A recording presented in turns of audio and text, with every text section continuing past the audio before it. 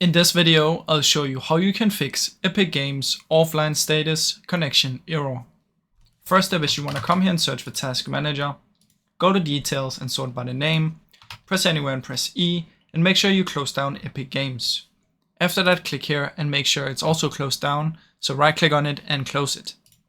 Once you've done that, what you want to do is you want to search for Proxy Settings. In Proxy Settings, you want to make sure it's turned off, but you want to turn it on and off again, on and off, and just have it like this.